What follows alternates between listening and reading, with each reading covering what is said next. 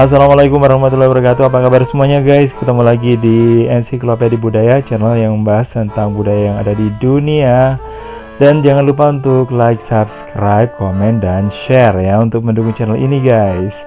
Dan pada kesempatan sebelumnya saya udah bahas tentang latar belakang terjadinya zaman kegelapan yang ada di Eropa ya. Nah sekarang saya akan membahas tentang bagaimana sih Eropa itu kemudian mengalami masa-masa yang lebih baik ya dari sebelumnya. Nah begini guys, pada saat zaman kegelapan atau Dark Ages yang ada di Eropa, nah ini ilmu pengetahuan kan dikuasai oleh gereja ya, tapi nah ini masyarakat yang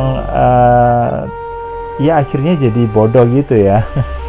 Ini karena memang gereja itu benar-benar menguasai buku-buku penting dan segala macam catatan ya. Nah meskipun gereja menguasai buku-buku penting dan segala macam catatan, nah ini nggak lantas membuat kemajuan yang berarti pada saat itu ya. Nah ini tapinya ya. Di kalangan umat Nasrani secara luas. Nah pihak gereja ini sangat pelit membagi ilmu kepada masyarakat luas ya, supaya posisi mereka itu tetap penting dan berpengaruh. Masalahnya kaum rohaniawan itu memiliki kepentingan dengan membatasi keluarnya akses pengetahuan ke masyarakat luas. Masyarakat seolah berhenti berpikir dan pasrah ya, menyerahkan masalah di luar kemampuannya. Minimnya pengetahuan mereka membuat hal-hal yang sebenarnya itu bisa dipecahkan dengan akal sehat, nah dianggap sebagai kutukan atau berhubungan dengan tukang sihir. Maka terjadilah pembantaian massal terhadap orang yang tidak bersalah, terutama para wanita Gypsy. Nah akibat lanjutan dari pembantaian tersebut adalah penyakit yang muncul dari mayat-mayat yang tidak terurus dengan baik ya guys ya, karena waktu itu memang sering terjadi perang dan ini ya, perampokan dan sebagainya. Nah kondisi yang parah yang berpangkal dari kolotnya kaum gereja ini sebenarnya turut mempercepat keruntuhan kekaisaran Romawi Barat waktu itu. Nah kehidupan kaum gereja ketika itu sangat makmur dengan cara mengambil banyak keuntungan dari masyarakat. Nah gak jarang ya para biarawan itu hampir di seantero Eropa mengumbar nafsu dan berlaku curang termasuk korupsi. Oke guys, ketidakberdayaan raja dan para bangsawan dengan dominasi pihak gereja ketika itu juga mengakibatkan kebodohan mereka sendiri. Nah mereka tidak berilmu serta tidak dapat membaca dan menulis ya, sehingga dengan mudah dijadikan objek sama kaum gereja. Oke guys, pada waktu itu kehidupan rakyat pada umumnya sangat miskin ya. Hukum yang kemudian berlaku adalah hukum rimba. Siapa yang kuat, dia yang berkuasa dan berbuat semaunya. Kalaupun ada hukum yang berlaku bentuknya aneh, sebagaimana berlaku di wilayah Jerman yang menggunakan cara kasar dan langsung yang disebut ordeal atau cobaan untuk memutuskan kasus-kasus sulit ya. Katakanlah kalau ada seorang menuntut orang lain tetapi kedua belah pihak sama-sama benar, salah, ini kaya atau berkuasa. Lalu dilakukan cobaan dengan pertarungan. Yang menang dalam pertarungan itulah yang dianggap benar. Nah contoh yang lainnya, ada seorang yang dituduh sebagai tukang sihir, maka mungkin dia akan menjalani cobaan dengan air. Cobaannya begini, dia harus diceburkan ke sungai. Kalau orang tersebut mengapung berarti bersalah. Nah ini guys ya, gereja sengaja menggunakan adat istiadat itu karena konon Tuhanlah yang memutuskan hasilnya. Dan uniknya guys, pengadilan dengan cobaan itu tetap menjadi bagian keadilan Eropa nyaris hingga sampai zaman sekarang. Nah hal yang berikutnya yang menjadi faktor keruntuhan Romawi kuno yang menjadi pusat peradaban di Eropa waktu itu adalah serangan suku-suku Jerman yang juga dikenal sebagai suku barbar yang ada di Eropa. Nah, yang akhirnya juga menghancurkan kekaisaran Romawi Barat saat itu guys ya. Nah, suku-suku itu memang sengaja mengincar kejayaan yang dimiliki kekaisaran Romawi kuno sebagai penguasa Eropa. Romawi yang telah lama menjadi negeri adidaya itu akhirnya runtuh. Nah, dengan kaisar terakhir Romulus Augustus kemudian diturunkan oleh pemimpin suku Jerman bernama Odoacer ya pada tahun 476 Masehi. Nah, saat itu kegelapan mulai menyelimuti bumi Eropa ya guys ya. Nah, 3 suku Jerman yang unggul kemudian adalah Frank, Vandal, dan Goth. Hanya saja setelah menjadi penguasa baru di Eropa, mereka gagal menghentikan keruntuhan Eropa.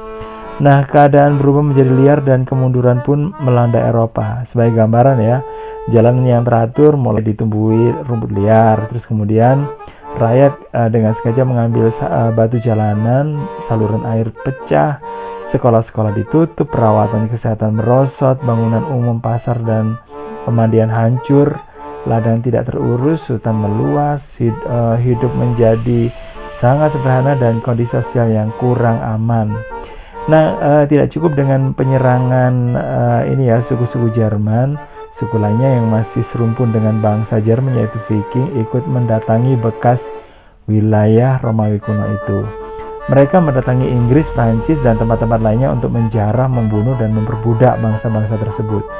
Nah, diawali dengan penyerbuan ke Prancis, bangsa Viking melanjutkan perjalanannya ke Kepulauan Britania, lalu menuju ke Islandia, Tanah Hijau, hingga Amerika Utara pada tahun 1000 Masehi. Nah, perpindahan bangsa Viking dari satu tempat ke tempat lain ini karena alasan ketidakpuasan mereka terhadap tempat yang mereka tinggali ya. Tapi bangsa Viking itu setidaknya ikut mewarnai perubahan budaya dan bahasa di daerah-daerah yang didatanginya seperti Inggris dan sekitarnya. Nah, parahnya kondisi masyarakat Eropa Barat ya. Nah, akibat melandanya zaman kegelapan juga digambarkan oleh sejarah Muslim Said Al-Andalusi dalam bukunya berjudul Tabaqat Al-Umam atau Tingkat-tingkat Bangsa-Bangsa. Dia mengatakan bahwa orang-orang Eropa tidak pernah mengembangkan ilmu pengetahuan.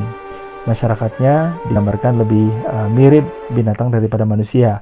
Wilayahnya yang sangat jauh dari azimut di atas kepala mereka menghasilkan ini ya iklim yang dingin dan udara yang pekat ya, sehingga watak mereka menjadi dingin dan jasmani mereka kasar ya. Akibatnya sih badan mereka menjadi besar-besar, warna kulit mereka pucat, dan rambutnya itu panjang ya, karena hal yang sama mereka tidak cerdas dan memiliki daya paham yang rendah. Nah gitu guys ya, penilaian Said Al-Andalusi memang berdasarkan fakta ketika Eropa mulai masuk ke zaman kegelapan guys.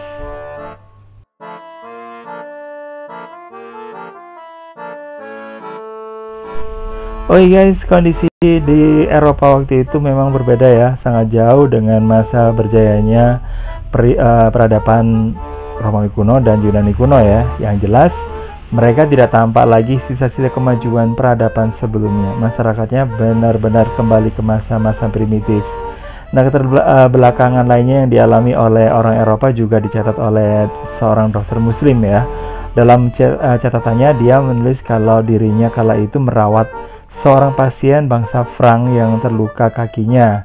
Ketika itu dia membersihkan dan membungkus lukanya dengan hati-hati, lalu datanglah seorang penyembuh yang juga bangsa Frank.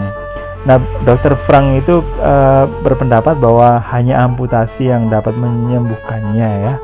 Lalu orang Frank itu mengambil kapak dan sekali tebas terpotonglah kaki pasien, dan yang terjadi adalah pasien jelas langsung mati guys.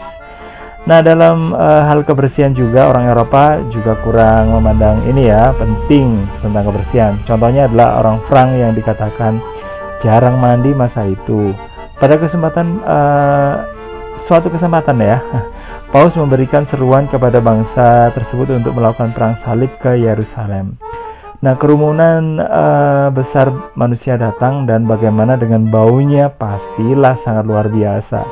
Ribuan mulut bergigi keropos berteriak menjawab, dan 2 orang dari Bizantium itu nyaris pingsan mungkin karena tidak tahan dengan baunya. Nah, pada zaman kegelapan guys, orang Eropa sangat terobsesi dengan mitos-mitos aneh. Hal-hal yang berbau takhayul benar-benar ditakuti ya, dan diikuti dan dipercaya ya. Banyak bukti yang menguatkan hal itu. Pada masa yang juga sering disebut sebagai zaman para kesatria tersebut, karena memang banyak yang berperang dan untuk menyelamatkan diri dan ini ya, keamanan wilayahnya. Nah, seringkali seorang yang pergi dan sulit rasanya mengharapkan kembali karena rawannya kondisi saat itu. Jadi satu-satunya jawaban tentang hal itu tentu saja selalu dikaitkan dengan hal-hal gaib dan hantu. Tentu saja ini didasarkan pada rendahnya pengetahuan yang mereka miliki ya. Nah, pada zaman kegelapan memang tidak terus membayangi Eropa, terutama wilayah barat ya, karena secara sengaja bangsa Goth ini sebagai salah satu suku yang berkuasa terlibat konflik dengan pemimpin mereka sendiri yang tidak disukai, mengundang orang Arab Muslim ke Spanyol. Mereka juga menyediakan kapal untuk mengangkut tentara Muslim supaya cepat masuk ke Eropa pada tahun 711 Masehi dengan dipimpin Tariq bin Ziyad dan membantu bangsa Goth yang sedang dalam masalah ya. Meskipun kebangkitan Eropa dari keterbelakangan itu masih harus menunggu ratusan tahun kemudian, setidaknya benih-benih pencerahan mulai masuk ya. Nah, Eropa kemudian sedikit demi sedikit mengadopsi pemikiran dan pengetahuan ilmuwan Islam, karena tidak lama kemudian muncul peradaban Islam yang pusatnya di Cordoba, Spanyol ya. Nah, lebih lagi setelah kontak langsung dengan dunia Islam pada masa Perang Salib, orang-orang Nasrani kemudian berperang dan kemajuan yang dialami dunia Islam mereka bawa pulang ya ke Eropa ya, dan pengetahuan kaum Islam diterapkan di Eropa sehingga kemudian mereka tercerahkan serta modern menjadi seperti sekarang ini. Jadi gitu guys ya, sejarah tentang gimana sih Eropa itu kok sekarang jadi modern, jadi pikirannya maju, yaitu karena juga ada keterlibatan orang Islam sendiri. Oke guys, terima kasih udah gabungin. Jangan lupa untuk like, subscribe, komen, dan juga share. Saya akhiri, wassalamualaikum warahmatullahi wabarakatuh. Bye bye.